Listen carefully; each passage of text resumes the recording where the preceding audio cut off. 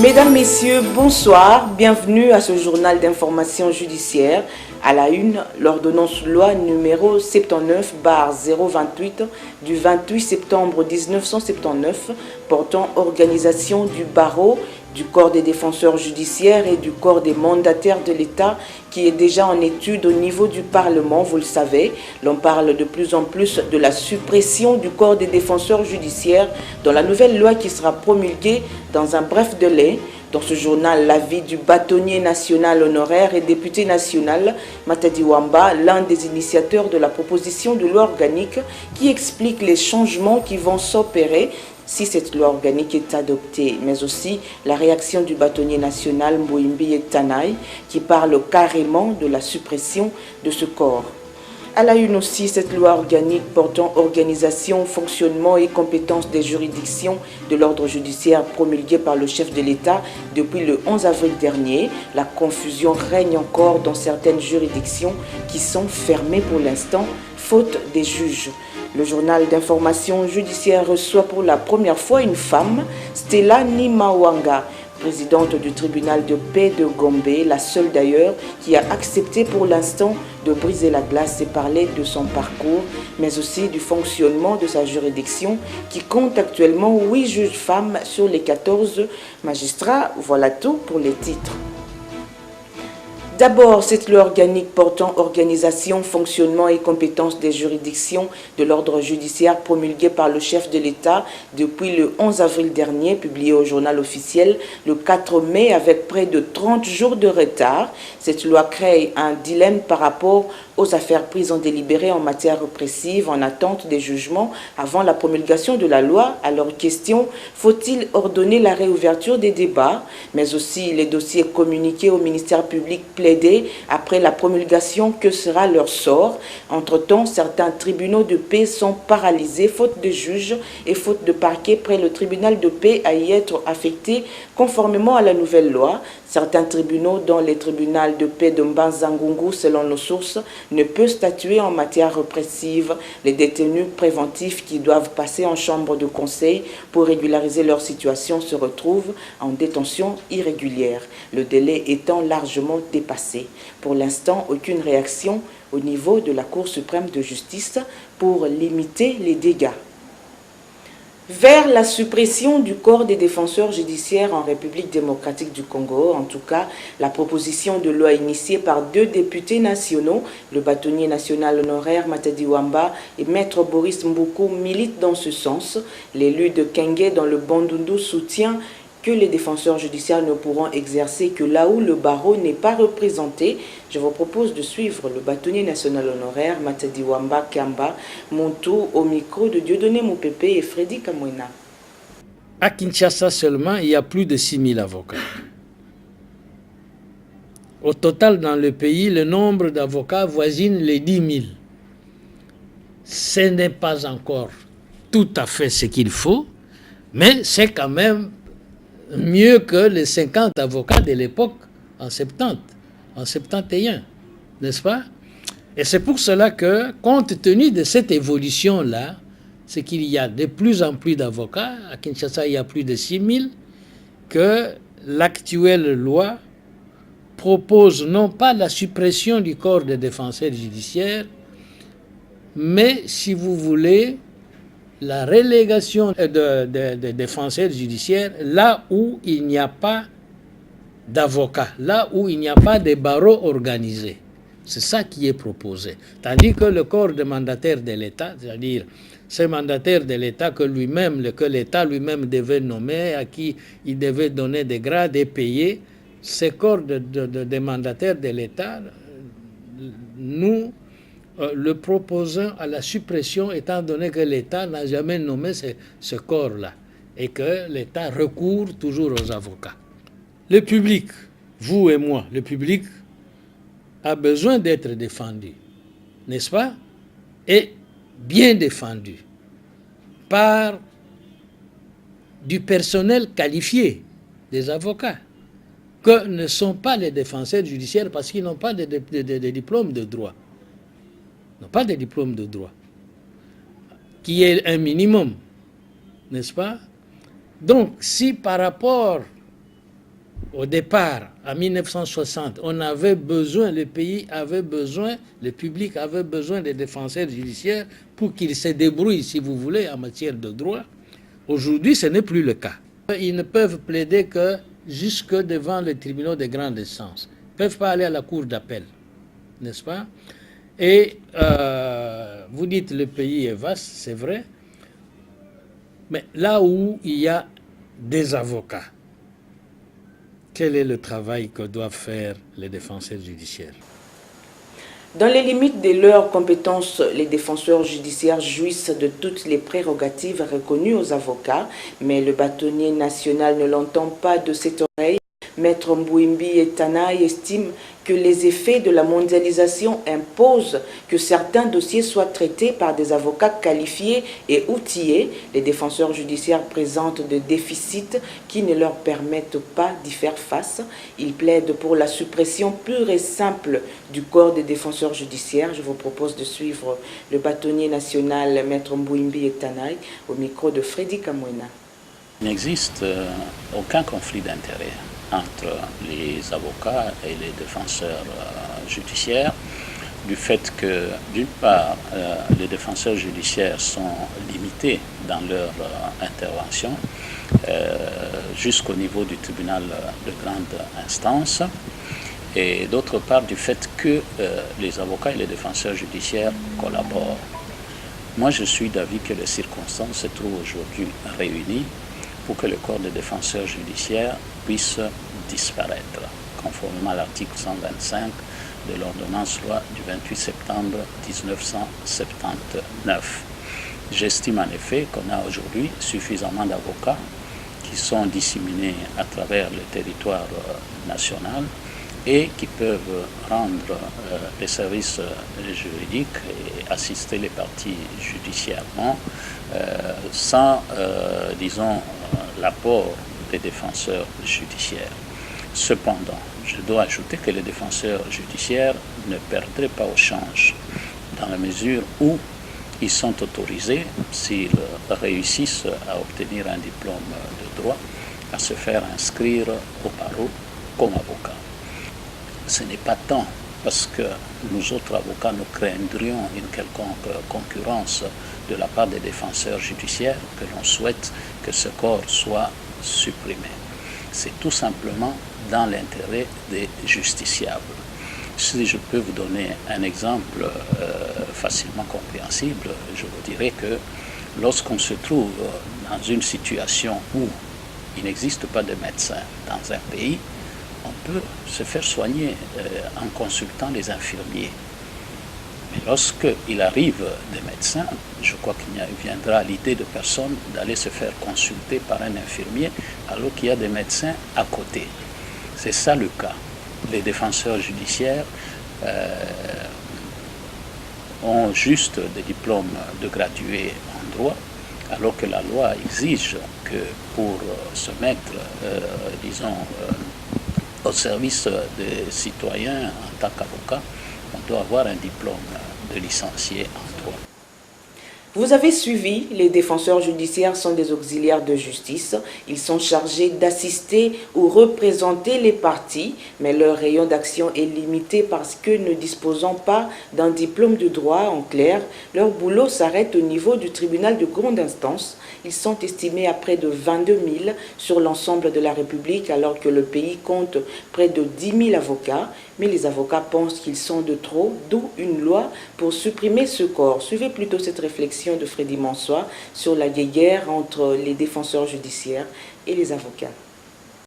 La confusion est totale entre les avocats et les défenseurs judiciaires. Qui doit faire quoi? Il y a lieu de se demander. Le port du toge, même couture, même couleur, conforte le brouillard. Très souvent, les défenseurs judiciaires, pour la frime et pour se donner des galons, se font passer pour les avocats, dénoncent ces derniers. Cette confusion remonte à très longtemps. L'ordonnance loi numéro 79 du 28 septembre 1979 dit exactement ceci. Les défenseurs judiciaires sont des auxiliaires de justice. Ils sont chargés d'assister ou représenter les parties, postuler, conclure. Jusque-là, c'est un peu clair.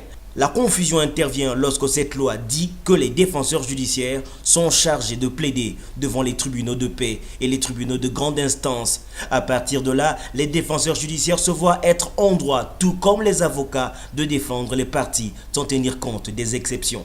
Si nous pouvons plaider en faveur des parties, donc nous sommes aussi quelque part des avocats, se défendent-ils. Pourtant, la même ordonnance stipule que les défenseurs judiciaires n'exercent leur ministère que devant les tribunaux de grande instance auprès desquels ils ont été inscrits, ainsi que devant les tribunaux de paix faisant partie du ressort des dits tribunaux. Malgré ces restrictions, la confusion est grande. Puisque le pays est engagé dans une vaste réforme de la justice, il est temps de mettre fin à cette confusion entre avocats traditionnels et défenseurs judiciaires.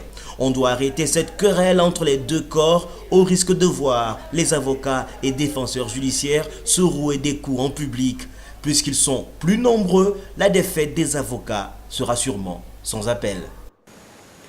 Le journal judiciaire a contacté le coordonnateur du syndic des défenseurs judiciaires de Matete pour sa réaction. D'abord, il a accepté.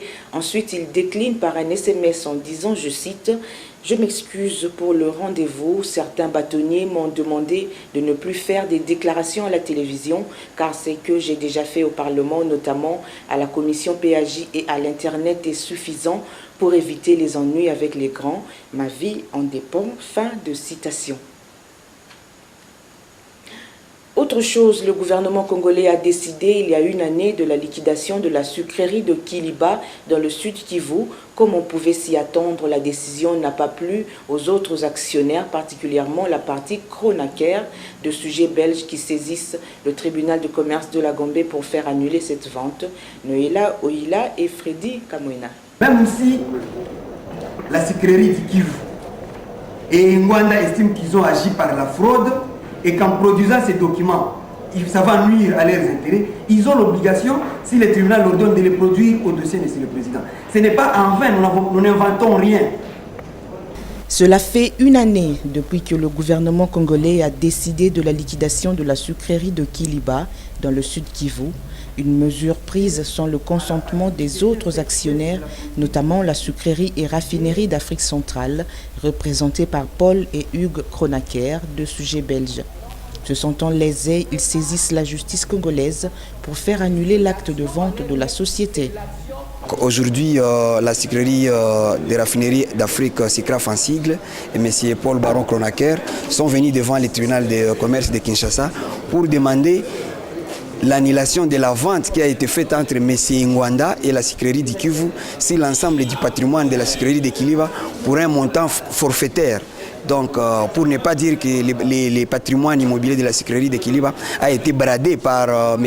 Ngwanda au profit de la sucrerie du Kivu. Nous avons demandé aujourd'hui des mesures conservatoires, notamment à ce qu'on applique par notre action ad exbendum. Cela signifie que le tribunal puisse ordonner à M. Ngwanda, le vendeur, et à la sucrerie du Kivu de produire l'acte de vente pour que le tribunal puisse l'annuler. L'avocat du liquidateur de la sucrerie de Kiliba, de son côté, rejette en bloc les arguments avancés par la partie adverse. Quant à l'acte de vente exigé par la partie de Monderes, l'avocat d'Ngbanda, le liquidateur, se montre plutôt réticent. Il s'en explique. La partie de Monderes nous a poussé aujourd'hui à plaider sur des mesures conservatoires qu'elle avait sollicitées. Spécialement en ce qui concerne la production, que le tribunal ordonne aux défendeurs de pouvoir produire le contrat qu'ils ont signé entre eux. Nous avons dû rappeler au tribunal qu'il n'y a aucune exigence légale qui obligerait une partie de produire la pièce sur laquelle une autre partie veut asseoir ses prétentions, au nom du principe selon lequel la charge de la preuve appartient à la partie qui allègue les faits. L'avis de l'organe de la loi a été donné sur le banc. Voilà, Monsieur le Président, nous disons quant à nous qu'il plaira au tribunal de pouvoir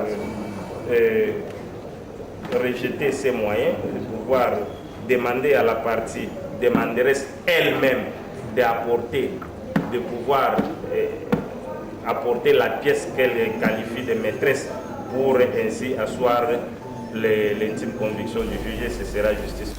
Après avoir entendu les arguments des uns et des autres, le tribunal a pris l'affaire en délibéré et son jugement sera rendu dans le délai légal. Deux entreprises se rentrent dedans au sujet de l'affichage publicitaire sur des espaces réservés à l'autre. La société de construction Barnett Esperel, appartenant au gouverneur de la province orientale Jean Bamanissa, propriétaire des abris bus installés dans les artères de la capitale, demande à Agressive Esperel de lui payer des dommages pour cet affichage publicitaire, selon elle sans autorisation. Pour sa défense, la partie défenderesse brandit le défaut de qualité de la part de la partie demanderesse. L'affaire se passe au tribunal du commerce de la Gambie. Reportage. Juillet 2012, la société de construction Barnett appartenant au gouverneur de la province orientale, Jean Bamanissa, constate que les abribus qu'elle a installés dans certaines grandes artères de la capitale sont envahis par la publicité à son grand étonnement. Les avocats de Barnett saisissent alors le tribunal de commerce pour réclamer des dommages et intérêts pour ce qu'ils appellent l'occupation irrégulière des abribus. Notre cliente est une société de génie civil. Elle a conçu des abribus et les a posés avec des autorisations qui étaient requises. Et la société Agressive Communication, depuis le mois de juillet, y appose des affiches sans autorisation, encore moins sans un contrat de location. Alors nous venons à ce jour pour la signer en paiement des indemnités pour une occupation irrégulière des abribus et en paiement des dommages et intérêts. Du côté de la société Agressive Esperel, on ne se sent pas intimidé par les arguments de la partie demanderesse. Ces avocats y vont avec quelques exceptions, dont le défaut de qualité du plaignant. La société Barnett revendique la propriété de cette société. Nous sommes dans la publicité. Ils nous demandent de payer dommages et intérêts pour avoir affiché sur ces abribus. Sur le plan de droit, pour nous, la société Barnett n'est pas une société régulièrement constituée. Donc à ce titre, elle n'a pas qualité pour pouvoir rester en justice. Les deux parties s'en remettent aux compétences des juges du tribunal de commerce de la Gambie, appelés à dire le droit. Les familles des victimes du naufrage d'un pousseur qui se rendait à Ilebo reviennent à la charge 4 mois après pour demander au tribunal de contraindre la SONAS à les indemniser. Selon leur avocat, la société avait effectivement payé son assurance. La SONAS s'en défend et explique que la police d'assurance souscrite ne prend pas en compte les passagers à bord. L'affaire passe au tribunal du commerce de la Gambie. Noéla Oila et Gianni Mouemé pour le reportage. Qui a fait appel à la garantie tout en remettant tous les documents y afférents à cet accident pour qu'ils viennent à la SONAS au fait d'obtenir leur indemnisation. Chose ahurissante et troublant les bonnes consciences, a été de constater que l'assureur va créer des alibis pour ne pas payer ou indemniser les victimes. L'affaire remonte à 4 mois. Un bateau appartenant à un privé subit un naufrage sur l'axe Ilebo dans la province du Bandundu. Le propriétaire Okita Chongo présente son contrat d'assurance signé avec la SONAS. 4 mois après, les sinistrés, ou du moins leur famille, n'étant pas indemnisés, accusent la Société nationale d'assurance de ne pas respecter ses engagements et cette fois a sorti des dommages et intérêts. Des passagers qui étaient décédés par noyade. Cela étant donné que le bateau a été assuré par les propriétaires, les familles victimes sont venues.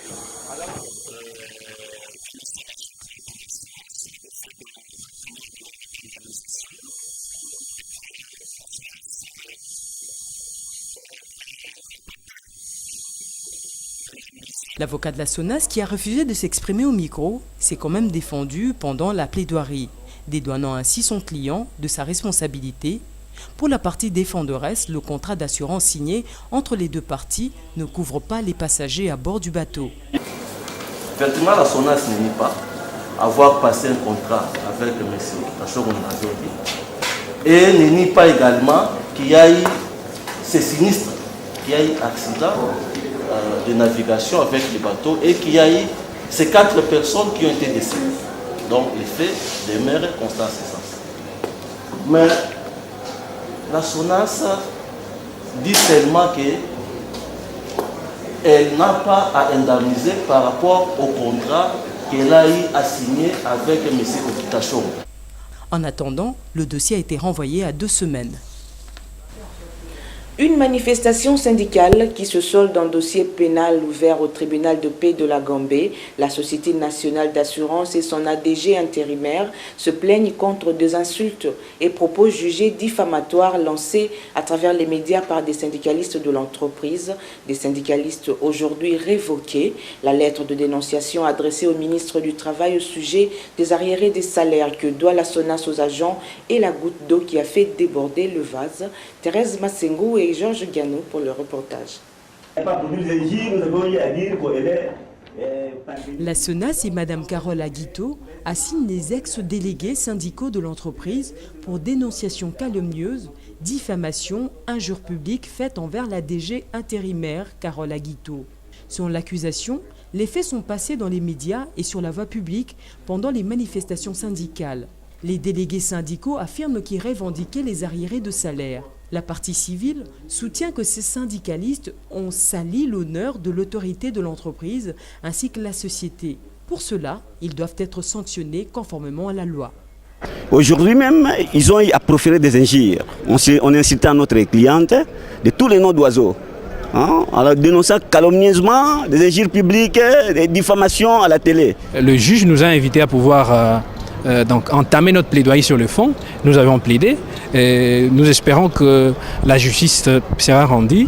C'est la seule voie à laquelle nous pouvons faire confiance pour obtenir réparation sur le plan moral. Du côté des syndicalistes actuellement révoqués de l'entreprise, l'on rejette en bloc ces accusations. Leurs avocats conseils promettent d'interjeter appel malgré l'avis du ministère public et de la Cour. Au regard de tout cela, la partie syndicale a décidé de relever appel contre cette décision qu'elle considère inique dans toutes ses dispositions. Et pour cela, nous avons manifesté notre intention de faire appel et nous venons de le confirmer. L'acte, pour ne pas dire les actes d'appel sont vers ce dossier. Le tribunal n'a qu'à tirer la conséquence des droits, à savoir ordonner la surséance. Après l'examen des éléments à sa disposition, le ministère public a donné son avis sur le banc en faveur de la SONAS et de son ADG, demandant ainsi de condamner les syndicalistes des faits qui leur sont reprochés. Le tribunal siégeant en matière répressive, avec une nouvelle composition constituée de 3 juges et d'un officier de ministère public, a pris l'affaire en délibéré et rendra son verdict dans le délai conformément à la nouvelle loi au 10 juin prochain. C'est une affaire de décompte final mal calculé qui amène Boulamba et consorts devant la cour d'appel de Matete. En cause, la société de Sierry, ce ex-Forco, accusée d'avoir rompu abusivement le contrat de travail à un certain nombre d'agents dont Boulamba. La société indexée se défend et soulève quelques exceptions. Noéla Oila et Gani Mweme pour le reportage. Nous persistons que votre auguste cour est saisi par l'acte d'appel. Cet acte d'appel est formulé contre le jugement avant du droit, comme il l'a dit, qui est essentiellement préparatoire. L'affaire remonte à 5 ans. Boulamba et consorts saisissent la justice pour réclamer le décompte final qui doit être recalculé. La partie Boulamba et consorts dénonce aussi la rupture qualifiée d'abusive de leur contrat de travail par l'employeur Suex-Forco. Au premier degré, un jugement avant dire droit a été rendu, ordonnant qu'on refasse le calcul de décompte final par rapport au montant déjà perçu par le demandeur. La Cour constatera que la partie appellante est venue chercher la réformation, à réformer un jugement préparatoire et non un jugement interrogatoire. C'est pourquoi nous avons soutenu devant la Cour l'irrecevabilité de cet appel. La partie Suex-Forco, quant à elle, évoque des exceptions d'ordre public soulevées et invite la Cour à en tenir compte. Lors de la dernière audience au tribunal de grande instance de Kinshasa Matete, la partie Soesforco a eu à soulever une exception d'ordre public. À notre grande surprise, lorsque le premier juge rend son jugement, il rend un ADD sur lequel il ne fait allusion en aucun cas à l'exception que la partie Soesforco avait soulevée. L'affaire a été prise en délibéré et le jugement sera rendu dans le délai fixé par la loi. À qui appartient l'immeuble voisin à l'hôtel Vénus dans la commune de la Gombe? La succession Douga Kougbetoro affirme qu'il appartient à son défunt père Douga qui l'aurait acheté à un sujet belge. Faux, rétorque Mwamba Moutouatouaï, actuel locataire qui soutient que Douga avait signé plutôt un compromis de vente et non un acte de vente. Plus de détails avec Thérèse Massengo et Georges Gano. Ce conflit tourne autour d'une parcelle. La concession attenante à l'hôtel Vénus sur la rue de la Gombe, ici dans la commune de la Gombe. En 1994, Douga Kougbetoro signe un contrat de bail avec Mwamba Moutouatouaï pour un immeuble voisin à l'hôtel Vénus à Gombe. Un immeuble que feu Douga aurait acheté auprès d'un Belge appelé Sous-15. Mwamba occupe ainsi l'immeuble de cette façon continue et y installe une école, le Barkey, en faveur des personnes vivant avec handicap. Mais depuis l'entrée de l'AFDEL en 1997, Mwamba Moutouatouaï ne payait plus le loyer. Au contraire, il demande au conservateur des titres immobiliers de lui établir un certificat d'enregistrement et soutient que Douga, son bailleur, n'était pas le propriétaire de l'immeuble. Saisi du dossier, la succession Douga signe Mwamba en justice pour obtenir son déguerpissement et le paiement du loyer. Le jugement rendu au premier degré donne raison à la succession Douga. Une concession qui abrite l'école Le Bercail, propriété de la succession Douga.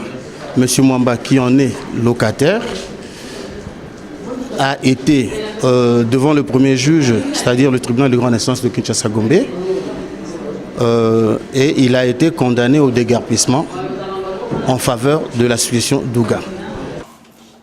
La partie adverse s'oppose à ce jugement et formule une défense à exécution pour empêcher le déguerpissement ordonné au premier degré. Nous avons sollicité auprès de la cour de séance, c'est-à-dire la cour d'appel de la Gombe, d'ordonner des défenses à exécuter en attendant que nous puissions plaider le fond de la cause, c'est-à-dire qu'on puisse statuer sur l'appel qui a déjà été interjeté dans cette cause. Après avoir examiné les éléments mis à sa possession, l'organe de la loi a demandé à la Cour d'accorder la défense à exécution formulée par la partie Mwamba parce que, dit-il, il y a contestation sur le titre de propriété. Donc, étant donné qu'il y a contestation sur les titres de propriété, Monsieur le Président, donc partant de tous ces éléments-là, votre Cour aura accordé les défenses à exécuter et ferait comme de droit, Monsieur le Président, je crois que j'ai dit. La Cour a pris l'affaire en délibéré et a promis de rendre son verdict dans le délai de la loi.